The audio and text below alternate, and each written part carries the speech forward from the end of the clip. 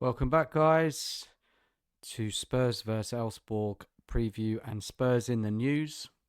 So, look, game tonight, 8 o'clock, final game of the Europa League. 3 points will guarantee us into the next round. 1 point should do it as well, depending on other results.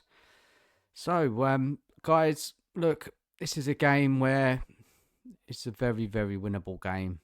I know people will say we couldn't beat Leicester, but come on. This team, Swedish team, finished 7th in their division last season.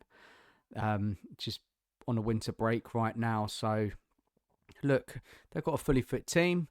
They've picked up a couple of results in the Europa League in the last round of fixtures to give them a chance of qualifying into the next stage via a playoff position. So they'll be motivated tonight, and they'll be looking forward to playing a Premiership team. Big game for them. I'm sure they're all looking forward to it. So look, let's get some kind of where we're at right now, Spurs. Since that kind of 4-0 win against Manchester City at the end of November, we've lost 8 of our last 11 Premier League matches, with 1 win and 2 draws. And then obviously we had that very disappointing defeat against Leicester at the weekend. So look, Spurs, they're not at all playing well. The league form is atrocious, but when you look at the Europa League table, it's a bit more healthier. Obviously, the level of competition is nothing like the Premier League. We haven't been playing well in the Europa League, but we've been getting some results. I think that's 4 wins. We've had one loss and 2 draws, which gives us a big chance of going through into the next round.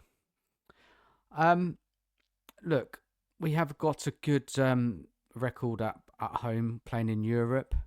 I can tell you that much. I'll tell you, it's like 16 games unbeaten at home in European competition, 13 wins and 3 draws, which is positive.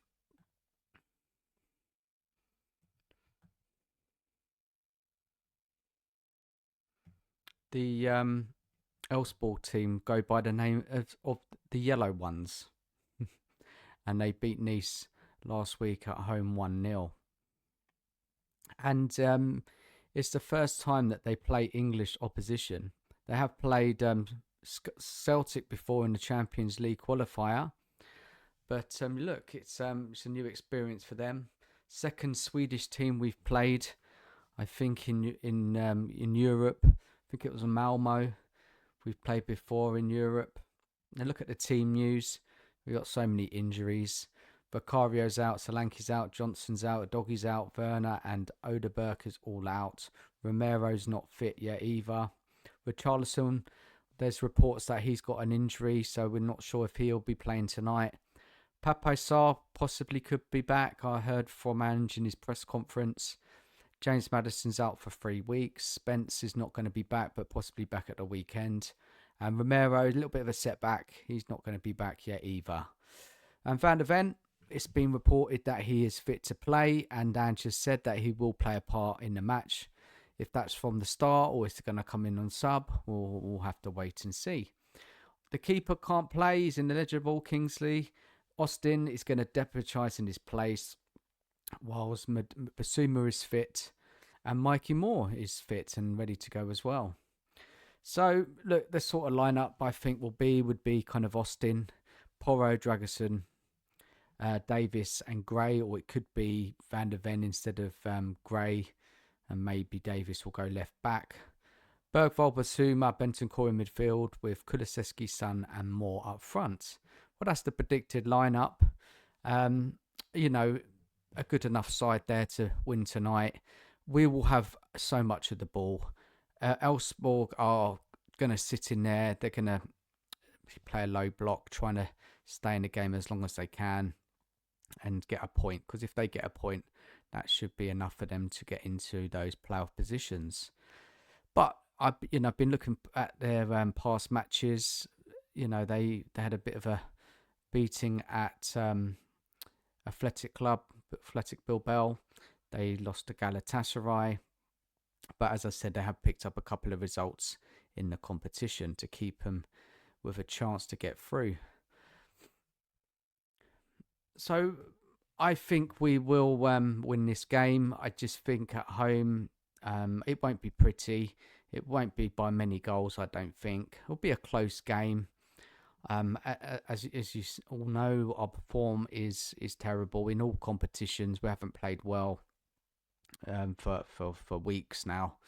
But I think with the level of opposition being at home, I think we'll win this game and move on to the next round. Which if we do automatically qualify, this competition starts again in March.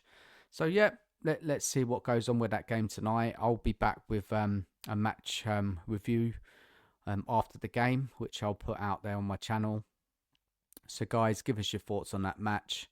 I'm sure a lot of you are thinking, oh, it could be a banana skin, but really this level of opposition, we should be winning. Whatever team we put out there playing at home, we should have more than enough to win this game. And I tell you what, if we can't beat them, I have nothing to say. I have nothing to say. This is a must-win game, a game that we should win. Yes, I know the form is dreadful in the league. I get that, but come on, surely we can beat this side. And like I said, if we don't, yeah, it'll be astonishing. It will be, even though we lost at Leicester. We went away in Europe last week and we got the 3 points, although we didn't play great. Hoffenheim probably deserved to get something out of the game. They were the better team, but we got the win. So, look, let's get this game done tonight. Get that Europa League part of that competition wrapped up, and have that to look forward to in March. And like I said, I've been saying that I hope that another manager leads us into that competition, because I do not think Ange will be here for much longer. A lot of speculation that he is being back still, but a lot of it's looking at the cups. So let's move on to a bit of Spurs news in the press today. I read that Gary Neville thinks Spurs will sack Ange because it's getting so toxic. So this is what he said. He said, as soon as we exit the 2 cup competitions, he think he'll be gone. He really does. If he loses the second leg away to Liverpool next Thursday and then goes out against Aston Villa in the FA Cup. And he feels that the fan base is going to get so toxic that Levy is going to have to act. Well, this must have come from the overlap, because Wayne Rooney also commented. He said, some managers you look at, they annoy you, but with Angepostecoglou, I love how honest he is. We had it with Lewis van Gaal. Sometimes you can be too honest and it comes back to kill you. With Ange, injuries have absolutely killed him. I don't think it's just about trophy for the fans. The fallout of this season is what no one has seen coming. If Spurs were consistently now in the top 4 and getting to the semi-finals, I would have thought they would be quite pleased. Earlier this month, Neville claimed that Postecoglou is taking a massive risk with his fullbacks. They need to adapt. Tell us about it. We've been saying that all season. You're talking about real, like small things, aren't you? So you're talking about the potential of 2 fullbacks not being up high up the pitch the same time as early in the build-up play, Neville claimed. One simple thing is that I would say is a massive risk. If you give the ball away in your own defensive third and your fullbacks are too advanced, your centre-backs have got massive spaces alongside them, you're likely to concede goals. But that's the way he plays. That's the bit we loved about him last season. So, that's not exactly what I would do. I would adapt. I would like to see my football team adapt to different circumstances, but he's not going to do it. And that it is, in a nutshell, the downfall of Ange this season, last season. He's refusing to adapt, although the team is tired, a lot of injuries, playing against different opposition, not picking up points in the league. Yes, everybody goes on about that injuries, but even so, we weren't great when we had our fully fit team and we were losing games and unable to string 2 wins together. So, there was. Let's have a look at his press conference from yesterday. let's see if there's any points that we can discuss from that press conference. Let's have a look. He was asked if he was feeling pressure after Sunday's defeat. He said, "Me personally, no different way. No different to any other game, mate. It's a game I want to win, and we go into it with the same intent. It's a competition we have done really well in and be in a great position. We want to solidify our position and finish in the top 8. That's in our hands tomorrow night. A win makes it certain. A draw is probably not going to be good enough as well. Finishing in the top 8 for us is hugely important because it gives us a good foothold in the tournament and also gives us a couple of weeks where we know we don't have a midweek games, which at this point which is really important. Yeah, whatever, Ange. What's your message to the angry Spurs fans? My message would be to all Spurs fans, because I represent them all, not just the angry ones that you are referring to or maybe talking to. All Spurs fans, we are working hard to turn this around. Obviously, we know the situation, notwithstanding the fact the possibilities and opportunities in the second half of the season are still very much in our own hands to capitalise on and still make it a successful season." Yeah, just really hard to kind of believe anything he says. He's referring to the cup competitions, isn't he? League, it's done now, that league. Other than trying to pull away from that relegation zone, we're not catching those teams in the European positions. We're not putting on any kind of run, even with players back, even with a couple of signings. Everything is really in those cups, and as I've been saying, and I'm pretty confident in my prediction that we will be out to Liverpool and then to Villa. Don't get me wrong, if we get through, fantastic. I'll be shocked. So I'm very happy to get to a final. But Ange won't adapt when he goes to Anfield, and we're going to be in for a hell of a tough night. And it'll be only by luck or fluke that we get through into that final. But I just can't see it. Yeah, I'm not stupid. Fans are not stupid. And then going away to Villa as well, another tough game, which is the weekend following that game. So, look, it's tough times. It's really tough. He's talking about injuries in his press conference. The young forward we brought in, Yang, is going out on loan to QPR. So that means we are definitely bringing in a forward player. Who that is, we'll get onto that in a minute. There's big pressure and questions about your job every week. How are you dealing with that? Are you still rock solid behind me? You don't know. I've lost you as well. I thought you'll be the last one standing for me, mate. If I've lost you, I must be in trouble. It doesn't affect me. It never has. It never will. My view has never been about self-preservation or security. It's about trying to achieve, and we're still in a position where we can do that. You suggest there's a running commentary around me at the moment, which is not surprising, considering our league position. I don't have to respond to that or get involved with that. It just doesn't interest or affect me. What is important for me is my responsibility too. As I said, people can choose to ignore it, but we're still in a great position this year. I'm going to push this group of players and everyone at the club to not lose sight of the fact that this is a tough spot we're in, but the possibilities of us doing something special are still there if we work our way through it well. I mean, I know about backing yourself. I get that you have to back yourself in life, but what is he said there? There was something about but we're still in a great position this year. I mean, what is that? Is that the cups? We're in a great position. The league is atrocious, absolutely atrocious, and not enough is said about that from him. It's not good enough. Loss after loss, and this manager, God, guys, I'm sick to death of him. I'm sick to death of it. I really am. And then he was asked the question, do you feel you've had enough backing from the board this January? Everyone is trying their utmost. I don't think anyone is working against me. I don't think anyone wants me to fail. I think everybody generally at the football club, this kind of situation is a tough gig for a manager. You can be very isolated. You can be very vulnerable. I don't think that the people I work with are doing their utmost to try and help me guide us through this. I don't feel like any more is blocking that. From my perspective, my focus is firmly on things I control, which is making sure I prepare a team for a really big game tomorrow. It's not even a really big game, man. It's just like the last game against Elsborg. It's not a big game. It's just about getting the points. This guy, it just shocks me. He really does. He's so bad, so bad.